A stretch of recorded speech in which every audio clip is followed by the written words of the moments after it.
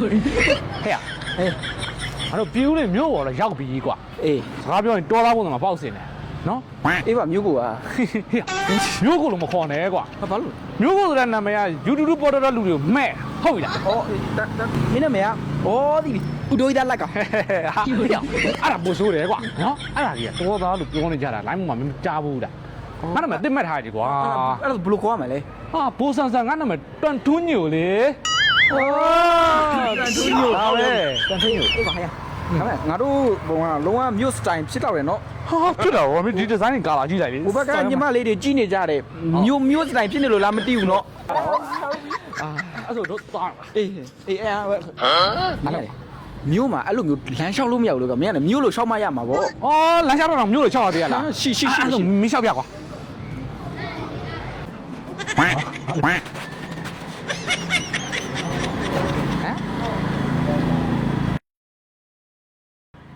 ဆိုင်ကယ်တွေအများကြီးပဲ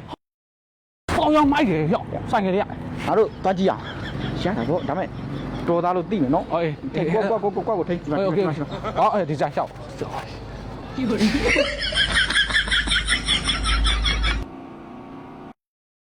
ဆိုင်ကလာဝယ်တာလား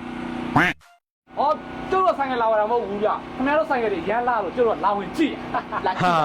ညီလေးတို့ဆိုင်ကကြည့်ကျင်တယ်ဆိုတော့ပေးရမယ်ပတ်စံဒီပဲကြီးပြောဟဲ့လူဆိုင်ကကြည့်တာပတ်စံပေးကြလို့မလားဗျ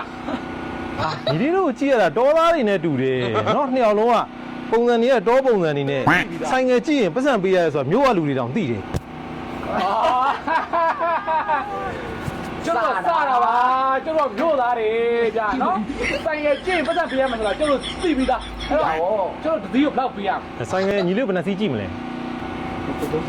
အဲ့တော့ကျုပ်3စီးကြည့်မယ်ဗျာ3စီးကြည့်မယ်ဆိုရင်တစ်စီးကို9000နှစ်ယောက်ဆိုတော့တယောက်ကို3စီးဆိုတော့3000ကျမယ်ပေါ်တော့ပတ်စံပဲဟဲ့မြို့သားတွေကျတို့မြို့သားတွေဆိုတော့ခင်ဗျားကောင်းမှထက်ထားနော်ဒီပြေရှာကြည့်တာပါပတ်စံတွေရတယ်တယောက်3စီးကြည့်နော်3စီးပဲကြည့်โอเคကြည့်လိုက်ညီလေး3စီး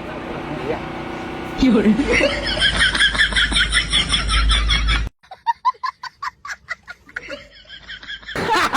呀，哎，တို့တော်လာတယ်အဲ့ဘေးရောက်တော်လာစစ်တော်လာဘာမှမသိဘူးငါတို့တို့ဂျင်းထဲလိုက်ပြီဟုတ်တယ်ဒါနဲ့မင်းအဲ့ဆိုင်ကလေးဘယ်နှစီးကြည့်ခဲ့